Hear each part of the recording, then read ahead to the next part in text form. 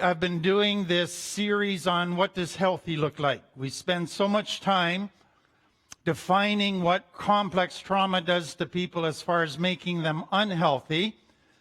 And everybody needs to understand that, but they get to a point where they go, okay, enough, I get it. Now, what does healthy look like and how do I get there? What are tools to get there? So what I've been doing is going through the basic needs that every human being has and going, here's how complex trauma made that need not get met in a healthy way. Here's what people from complex trauma then tried to do to meet that need, but that was usually unhealthy. And then here's what healthy tools are for meeting that need. So tonight we come to part 8 to security. Now it's one of those subjects that a lot of people go, I'm not sure that is a big deal. I'm not sure I've got any issues in that area. Let me say this right up front. If you have complex trauma, you have security issues. And I want to try to define that and help you understand that and help you begin to realize how big of an issue that is in your life and the things that you've done to try to meet that need, but have actually resulted in making your world more insecure. And that is a key piece for people to understand. So I hope I can do that for you tonight. So I want to begin by defining 3 different types of security, okay? Number 1 is security in life in relationship to our external world, our external circumstances. So a person that faces a world that isn't safe, where there's lots of problem, lots of danger, and they don't have the tools or the resources to handle it, they feel very insecure. And they get anxiety. Will I be able to handle this? I don't think I can. And maybe this is going to be too much for me. So there's a type of security that is in relation to having the resources to handle the problems of life. The second type of security is in a relationship with somebody. And in that relationship, you feel secure, which means you feel safe. You feel accepted for who you are. You feel loved and protected. And therefore, you have a sense of security within that relationship. Somebody who's in an abusive relationship doesn't have that sense of security, and they walk around feeling very insecure all the time. The third type is having a sense of security in relationship to yourself and who you are. And that means you accept your basic personality, you accept your body, you accept who you are. An insecure person walks around going, am I too fat? What do people think of me? Are they going to like me? Maybe I'm too shy. Maybe I'm too talkative, blah, blah, blah. And they have tons of insecurity. So insecurity can come in different ways. And that's what you need to understand. So the result, or what insecurity feels like, is anxiety, fear, lots of uncertainty, lots of second guessing, busy brains trying to go around and around because they can't find a solution. And so it's a very uncomfortable thing, lots of negative emotions that are not fun to sit in. And so insecurity can happen at a subconscious level. And you might not even consciously be aware that you're feeling insecure, but it can still be running you. And it can be making you antsy. You can't sit still. You can't focus. You're constantly worrying. And you might not even know why that is happening. So the flip side, what does security feel like? There's a sense of peace that you feel, contentment, a confidence because you're able to deal with the problems of life. You have the tools. And then you are able to be open and vulnerable in relationships because you know you're loved and accepted. So security creates many positive, wonderful emotions insecurity, the exact opposite. So a couple illustrations of what security is like. So think of having a rock in your life. And pretty well everybody that I talk to that comes out of complex trauma, that's an illustration I use. And when I say you never had a rock in your life, or you had a rock and they left you. And all of a sudden, it's like you're in this quicksand, in the mud. You can't get a firm footing. Everything feels unstable and up in the air. That's insecurity. A rock is what everybody wants to have in their life. Somebody they can go to who helps them regain their footing, who's reliable, who's consistent, who's always there. Another illustration is a safe harbor. So a child can have a lot of storms out on the ocean, but as long as they got a safe harbor where it's calm, called home, that they can come home to, then they can handle the storms out there. But we all need that safe harbor that we can come home to. And then a fortress. So we can deal with conflict and wars and battles out there, but we need a place of protection. A place where the walls are thick and safe and keep us safe from all the enemies out there. So those are all good illustrations of security. Two that I especially like are the roots of a tree. So what I like about that is if a tree is a healthy tree, the roots go down deep. And they go down to water so that it's able to withstand drought and all kinds of difficult seasons. And they are also able to withstand storms because the roots keep it stable as the wind blows it and buffets it about. Tremendous illustration of security. But what I want you to understand about roots is the thing that makes a tree secure is invisible to the human eye. It is in a hidden place. And what I want you to realize is that in the human dimension, a lot of the things that will give us true security aren't visible to the human eye.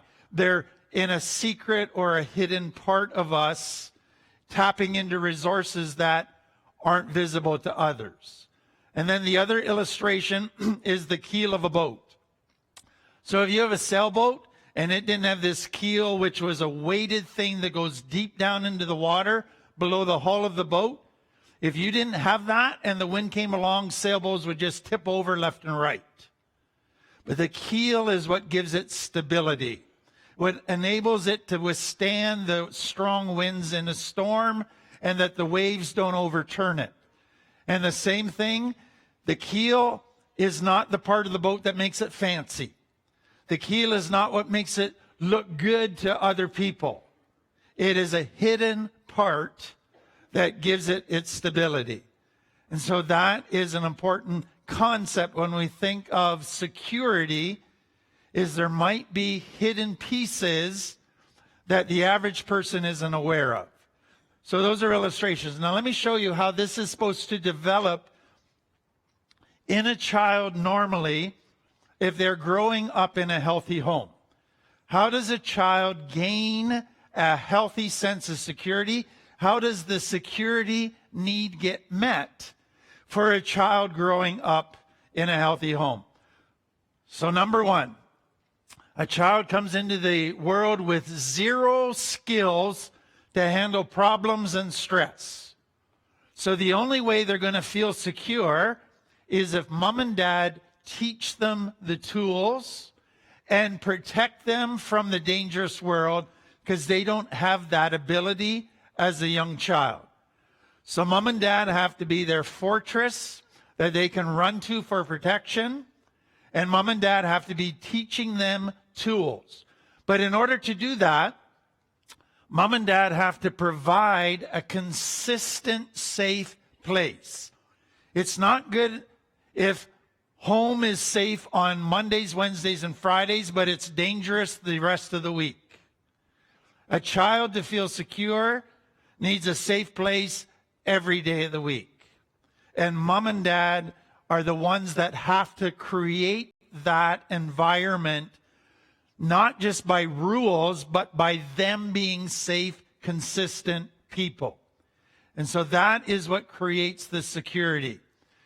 So then they teach the child, but as the child goes up, they start using their tools, but they're still going to have circumstances that they don't yet have the tools for. And they need to have mom and dad be a rock, and they can run to them, and mom and dad will be there for them every time and teach them the tools. So there has to be a dependability that the parents provide that is there whatever the child runs into. And then the parents have to consistently meet the child's 12 basic needs. And as the child gets those needs met, they feel safe, they feel cared for, and they learn how to meet those needs for themselves. So the parents then are the main sources of creating security in a child. They provide the environment, they teach the tools, they provide the love and acceptance for the child. They make a safe place, and they're there all the time. So that is what a child needs. So what I want you to understand is this. Parents, bottom line, need to love and accept their child totally. It does no good to say to your child, I love you, and then nag them about something in their personality you don't like, or make fun of something in their personality or body, because your words, I love you, no longer mean anything to them, because they don't feel the love and acceptance. And so providing a secure place for a child goes more than just words, more than just rules. It's attitudes. It's that love that's unconditional and gives acceptance. So then, as the child grows, they begin to internalize that. So let me give you an example. A child, when they're really, really small, they don't feel abandoned as long as they can see you. So they need you in the same room. But what you realize as a parent is, I hope this doesn't last forever, because I can't walk with them everywhere in life. So what you then do as a parent is you go to the next room, the child starts to fuss, and you come back into the room, and they begin to realize, I might not be able to see mom, but if I call, she'll be there. And so they begin to realize that to be out of sight does not mean abandoned, because they're still reliable if I need them.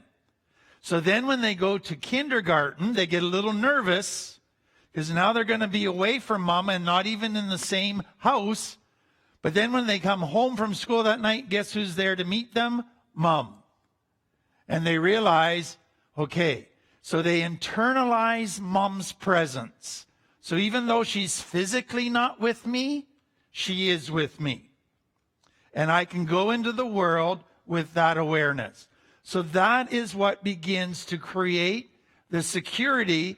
It starts with mom's presence, but then they internalize it, and mom is now a rock that even though I can't see them, I know they're still there. And that creates the security for the child. So let me translate this now to a child. What does a child need in order to feel secure? They need all the things I just described, but I want to take it 2 steps further. They need to connect with you. And that means they need an emotional attachment, an emotional bond where they feel totally loved, safe, and accepted. And that is what creates the internalization process, is that connection. Secondly, they need to trust you. Trust creates that internalization process. So I can have mom out of the room, but I trust she's still there because she's proven it over time that she's reliable. So trust and connection. And guess what addiction and complex trauma mess up when it comes to parenting? Children don't feel connected, and children aren't sure they can trust. And so the very things that create security, addiction, and complex trauma destroy. And so part of recovery for you, if you have children, is rebuilding the trust and connection and creating that safety so that they can begin to develop a healthy sense of security. And that you don't do overnight. You didn't destroy their trust overnight. Don't expect to come in and say to them, I'm sober now, you can trust me again. They're going to, prove it that you're going to stay sober through all kinds of difficult circumstances. Then we'll start trusting you again. So that is the challenge that you have. So once they've got all of that, once they get into their teens, they're ready to start facing the world without you because they've internalized tools, they've internalized your love, your reliability, and now they can go out and face the world. And that is how it was designed to develop within a child. And I think for some of you, you can see that logically. What many of you realize is that you've never experienced it yourself, and that hurts. But you also realize you've done some damage with your children in this very important need, and that's going to need some attention and some patching up. So one of the things that you can look for when a child feels insecure is they don't feel they can be authentic with you. They feel that they have to earn your love by wearing masks, by pleasing you, but they can't be real. And that is a danger warning sign that insecurity is starting to take root in a child's life. So let me go on to then complex trauma and security. So we've kind of touched on it, but I just want to quickly summarize it for you. Complex trauma destroys security on all kinds of levels. Number one, with complex trauma, part of what complex trauma is you don't have consistent, secure attachment with caregivers. Either they're away, neglectful, abandon you, angry, and you can't connect. And so you feel the insecurity of facing problems alone. Then, many of you grew up in complex trauma that had a violence or an abuse type of atmosphere, and you didn't get a safe harbor environment. Many of you never felt totally loved and accepted. And because of that, you never felt secure around your parents. And you had lots of insecurities. Many of you grew up with parents who were physically present but not emotionally available. And that creates lack of security. Some of you had parents who were great as long as they're sober, but if they relapse, they were gone for a while. You didn't get consistent safety, consistent needs being met. And then some of you grew up where the boundaries were changing all the time. So some weeks the boundaries were great and you felt safe. Next week the boundaries were all over the place and you weren't sure what to expect on that day. Some of you, without realizing it, have developed a radar as to how safe home was that night. So as soon as Dad came in the door, your radar picked up. Is Dad angry tonight? Is Dad impatient tonight? Is Dad giving off a vibe tonight that is not safe? And your whole insecurities kicked in.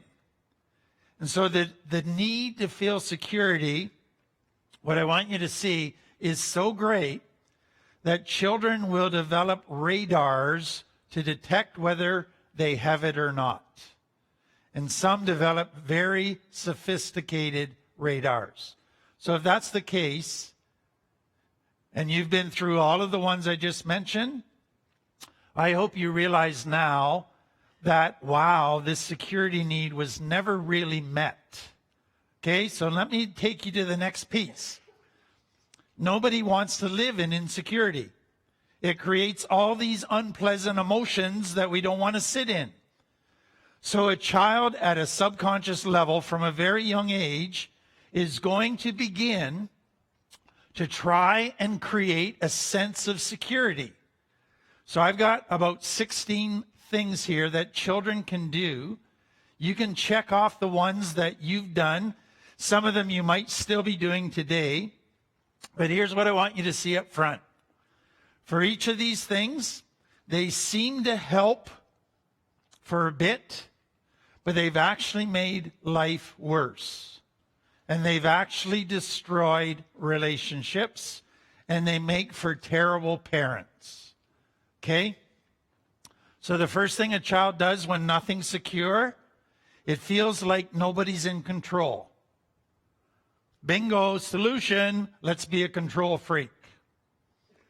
If I can control every detail of my life and everybody else's life around me, then I should feel secure.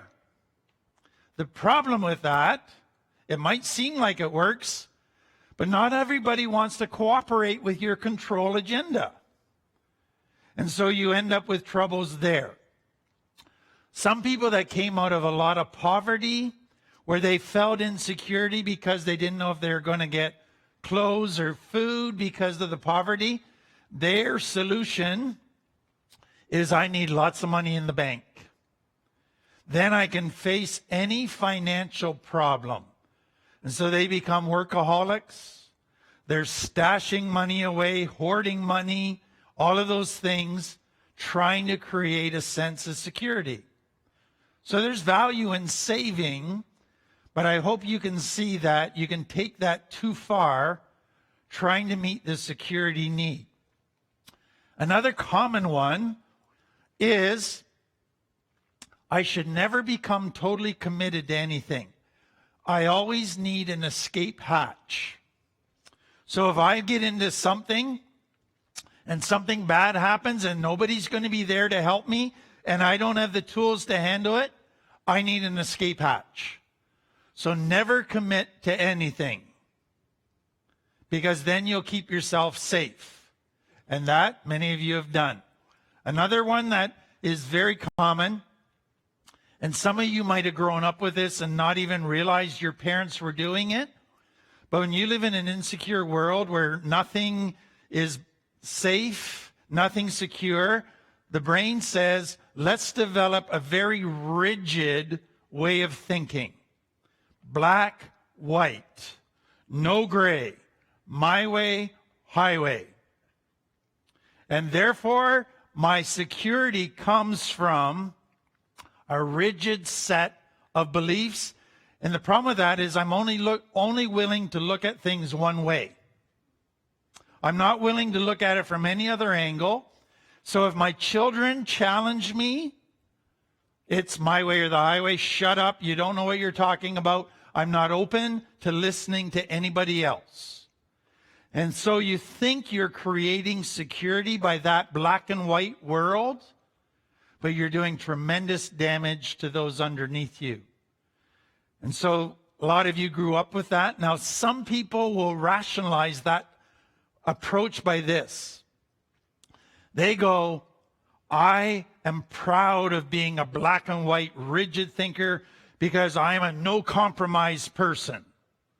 And their thinking is, if I ever allow any gray, I might make a compromise. So let's say I'm really spiritual, mature, because I'm a no compromise person. And that's how they justify a rigid world with no gray. And again, does a lot of damage. And sadly, a lot of those people find their way into churches. Next one, you get people who are detail crazy. So let me give you an example. Let's say you meet somebody and they're working with you on a project. And you've never done this project before. And they're blowing up your phone with texts. What about this? What about this? Has somebody covered this? Somebody covered that? Somebody covered that? And then they're phoning you, and they got to talk through every possible million little details. Why? Because they're trying to make sure nothing happens that they weren't expecting where they might have got hurt. So if I can get every detail, then I can control what happens and the outcome. And that is a common thing. Another one, in order to be secure and nobody's protecting me, I have to protect myself, which means I got to be hyper alert to danger. So I have to constantly be on the lookout. The problem with that is you begin looking for negative. And then you develop a negative focus. And guess what? If you're looking for negative, you're going to find it. And pretty soon, nothing's good in your mind because you are determined to find negative. Another one, the child says, if I do everything perfect, then I'll be secure. So I will become a perfectionist.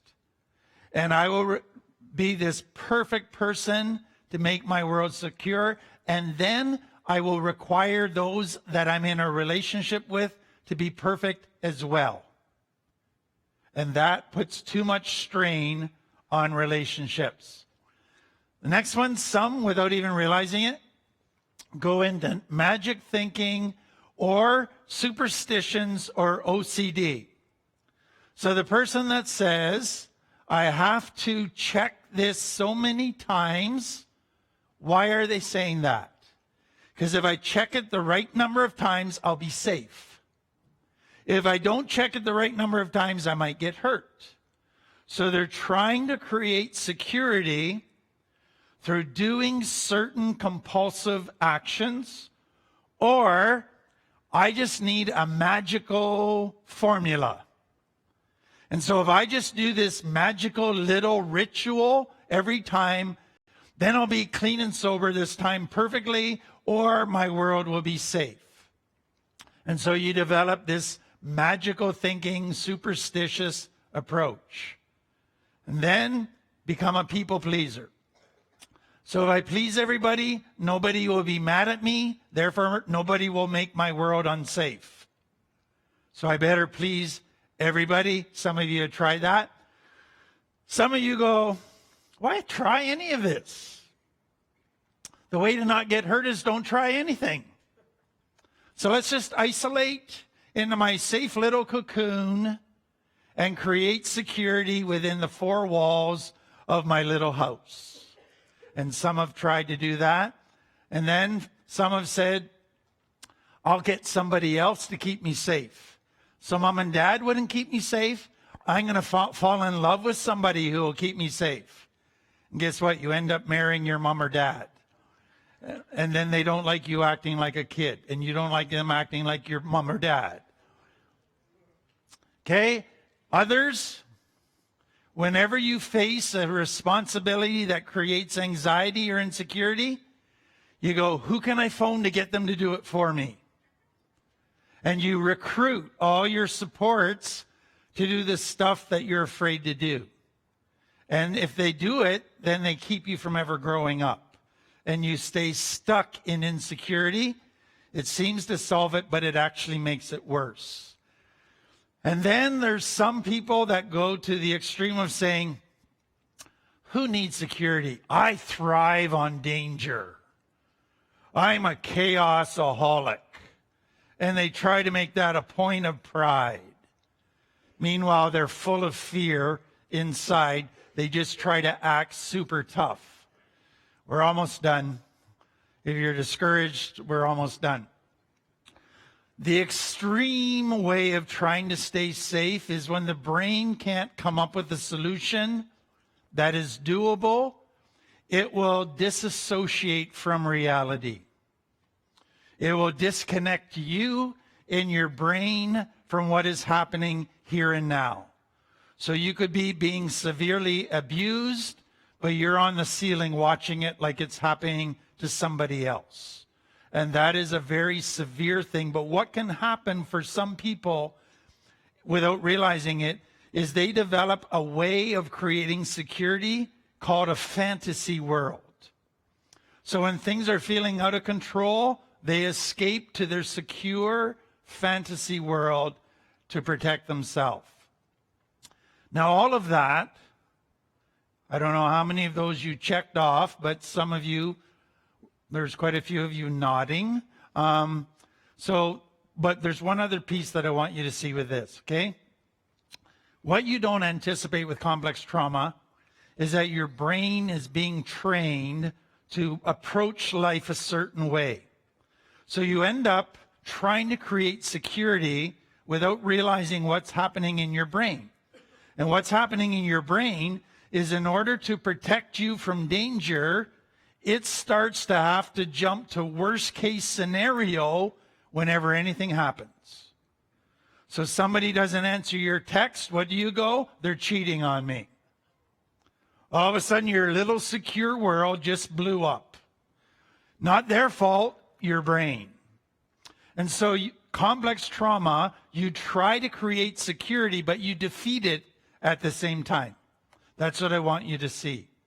And I also want you to see that every one of those things I listed might have seemed to help for a bit, but I hope you realize those don't really work. They might seem to work, but they destroy relationships big time. So what then are positive things we can do? And I just want to give you the main components of security tonight. I would say in my own life that I'm able to meet 95 to 98% of my needs. I've learned the tools, I've learned how to deal with life, and I have that security based on that. But no matter how many tools I have, no matter how healthy or mature I might be, there still will be times when I need a rock. And so every person still needs their rock person. And that can be your higher power.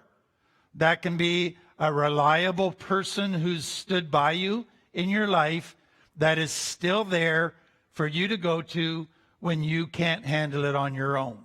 So you still need a rock, though you need to learn the tools to handle life.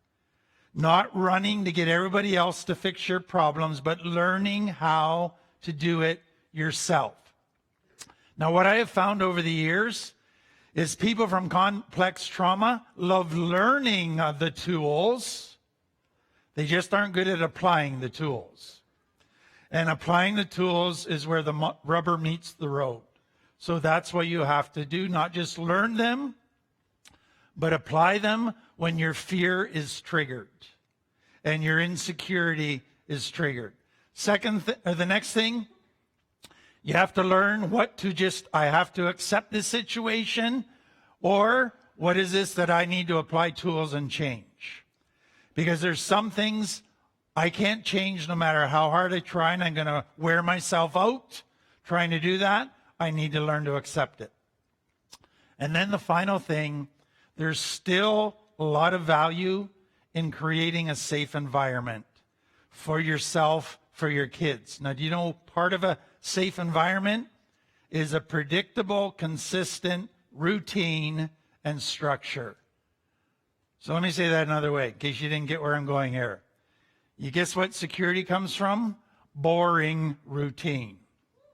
Boring, safe curriculum every day. And so you can't continue to be drawn into chaos and creating drama. You have to provide that consistent routine. To me, one of the things that I love to do is to understand the Bible in its historical context, and it makes it come alive, and all of a sudden you see all kinds of applications to our lives today.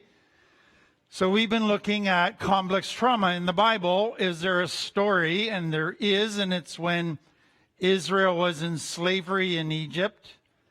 And what is fascinating to me is to see what happens when they come out of Egypt, and they are just like clients I work with every day. All of the characteristics of complex trauma start coming out in the people of Israel coming out of slavery. So we've been looking further into what did God do when they came out of this complex trauma environment of severe, brutal, abusive slavery, what did God do to help them heal? And we've been looking that he placed in order a sequence of events that he took them through. Each one was to teach them a key lesson in healing from trauma. And that, to me, has been a lot of fun to go through and to teach. Tonight, I want to take a little break from that and step back. And I want you to look at what was this like for Moses, the leader.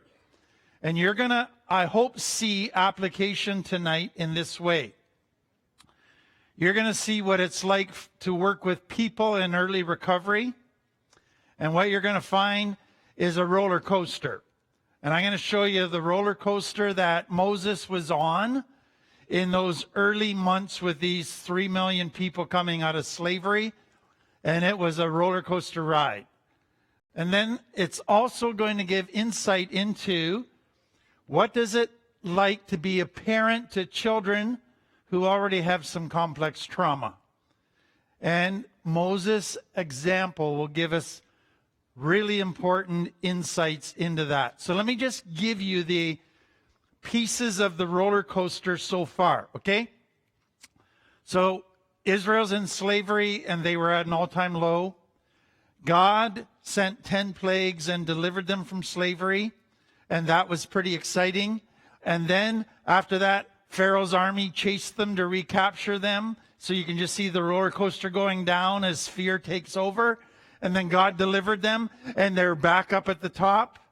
And then they ran out of water. Roller coaster goes down. They find water, but they get all excited, but it's not safe to drink. Roller coaster goes down, and then they get good water. And then they have a battle. They have lack of food. And so what you begin to realize is for Moses trying to lead these people, one day they were loving him, the next day they were hating him. One day they couldn't say enough good about him, the next day they complained about everything about him. And so his world was chaotic because of this roller coaster ride. So let me kind of break it down a little bit more carefully and slowly for you. So imagine yourself growing up as a slave. Your parents were slaves, your grandparents were slaves. Now you're a slave, you're 40 years old. Okay? And you have lived with the difficulty of this. And one day Moses comes along and he says, God has appeared to me through a miracle, and he has promised to deliver you from slavery. Now, some of you would get excited. So the EH means emotional high. Others of you would go, I'm not so sure. For two reasons. Who's this Moses guy? We don't know you.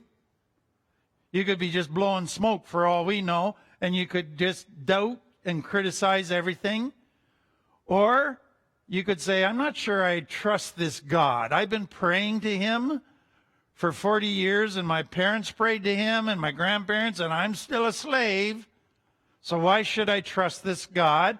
So you're very cautious. But then the miracles started to happen. The Nile River turns to blood. And you go, wow, this God is doing what he said he would. He's doing miracles. And you feel yourself getting excited. And then the second miracle happens. And the third miracle happens. And your hope is starting to get up. But then, every time there's a miracle, Pharaoh responds by being nastier. And he says, I'm not letting these people go. I don't care what their God does. And then he makes the work harder for the slaves. The abuse gets greater. And so all of a sudden you can see some of the people saying, I think we were wrong in trusting this God again. I think Moses and God have been teasing us to let us down, and you can just feel them starting to lose hope. All these miracles are not making things better. They're actually making it worse, and it's looking even less likely that Pharaoh's going to let us out of slavery. And you can feel people closing their heart, getting angry and bitter and hard. And Moses had to deal with that.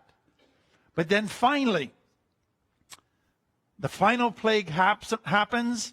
Pharaoh calls in Moses and he says, "Get out of here. I never want to see you again. The slaves are free." And the news spreads quickly, and you can imagine the emotional high that they felt. This would have been the greatest high they had ever experienced in their life. They had never been more excited. And so what did they do? They threw the biggest party they knew how to throw. It was dancing and singing. It was eating everything that they could. It was a wonderful, wonderful time. And I can imagine them coming to Moses saying, "Moses, you're the greatest guy in the world. We just so love having you as our leader. We can't wait to follow you to the land God's promised us." Now, Moses would have made a mistake if he believed all that they said. Now, he might have, if he did believe all that they said, he might have started to think, you know what? We've got a couple months' journey to get to the land God promised. This is going to be an easy journey. I'm going to have people singing, praising me all day long, everybody polite and happy, everybody getting along. This is going to be a wonderful, wonderful time. And through this time, these people are just going to fall in love with God more and more and think He's the greatest person, and they're going to grow so much. Do you realize that the next 40 years were the most difficult, painful time of Moses' life? Because these people started great, but it didn't continue. And so that became Moses' existence, parenting these complex trauma people and their emotional roller coaster. But what is interesting to me as a leader is that that wasn't Moses' only problem. Do you realize that Moses had other personal stresses happening in his life at that time? We know that his wife and him were having conflict, and she eventually left him for a period of time. And so that he had to deal with. And then his brother and sister came along and were part of the leadership in the beginning, but they turned against him and started to criticize him, and they became a thorn in his side, and that just added to the pain and the stress that he had to deal with. So you can imagine that Moses is giving his heart and trying to love, and he's feeling very alone at times. Now, I'm not doing this so you think I'm trying to tell you my story. That's not what I'm doing. I want you to appreciate what Moses was going through with these people. And so let me take you then just a little bit more detail into, they get delivered, party time, and then they look up and see Pharaoh and his army chasing them. And they're boxed in. There's the Red Sea on one side, desert, Egypt, mountains, nowhere to go. And it looks like Pharaoh is going to recapture them and either kill them or take them back into slavery. And what did they do? Did they say, "Oh, God just delivered us, He'll keep us safe"? They said, "Why did God bring us out here? Moses, you're a terrible leader. You are just playing a cruel joke on us, you and God. You just brought us out here to get us our hopes up so we'd all die out here." And they turn negative and angry and lash out at Moses. And it's a terrible, terrible time. And they are in a dark place. And then what even makes it worse is God just lets them sit in that dark place, and He doesn't rush in to rescue them until the 11th hour. And that Moses had to be with them as they were sitting in this painful place they didn't want to sit in, and they weren't doing it very well, and he was the recipient of all their anger. And then they were delivered.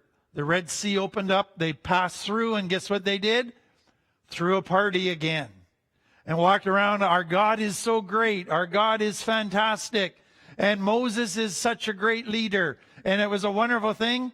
And then they walked for 2 days and didn't have any water left. And what did they do? Did they say, we can trust God? They said, God brought us out here to kill us. Moses is a terrible leader. So you realize within a couple days, they've gone from a high to a low, to a high to a low, to a high to a low. And this is not just a little high and a little low. This is an extreme high and extreme low.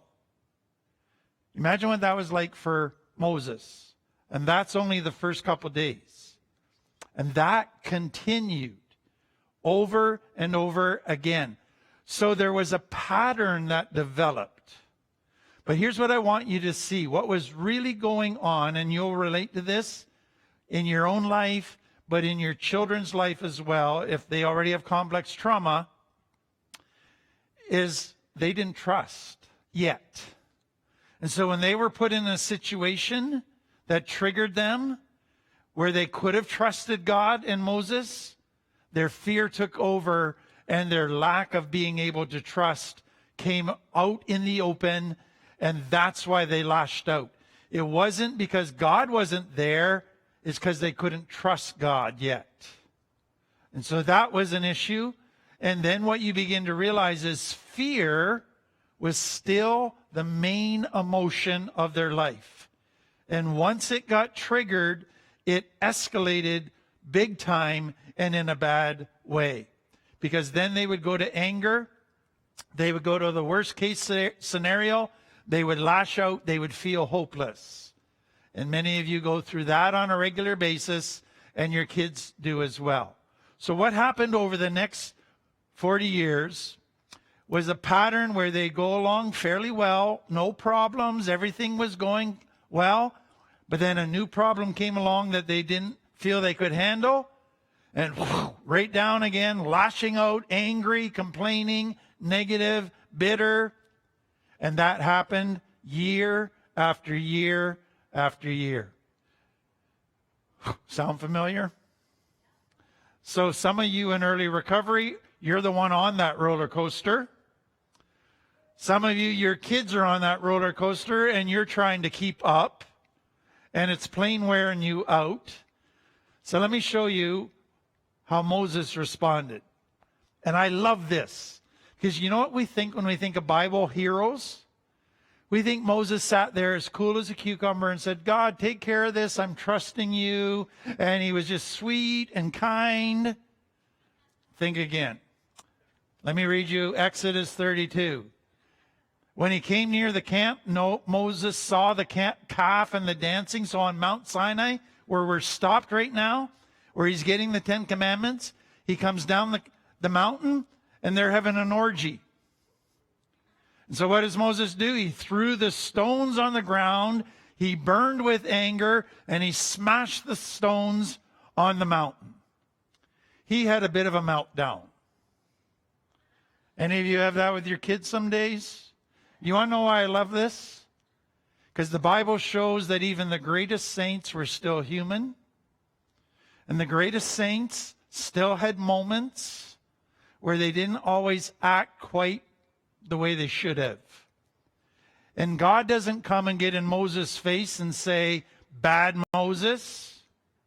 God gets it. Because you want to know what we're going to find later on? God said to Moses, I'm so fed up with these people. Maybe we'll just wipe them all out and you and I will go and start our own little new project. And God got frustrated. Okay, so let me show you the next thing that happened. Moses heard all the families standing in the doorways of their tents whining. Not wine that you drink, whining as kids, mommy, and complaining, and all of that. Moses was very aggravated, and here's what he had: a little prayer time with God. And it wasn't, dear God, I love you, thank you for all the things. He said, why are you treating me so harshly? Have mercy on you. What did I do to deserve these people? Why did you tell me to carry them in my arms like a mother carries a nursing baby? In other words, he thought, I would take these people on and they'd be just like a little baby that you held and go, they're so sweet and they're so cooperative. No, I haven't got a little nursing baby. I've got a terror. Why did you do this? I can't carry these people by myself. The load is far too heavy. And you can just see Moses pulling out of his back pocket his resignation, saying, where do I go to quit around here? And some of you have done that with your kids. And then then Moses says, if this is how you're going to treat me, just please go ahead and kill me. Get it over with. It'd be a lot less painful to be killed than to keep putting up with all this crap.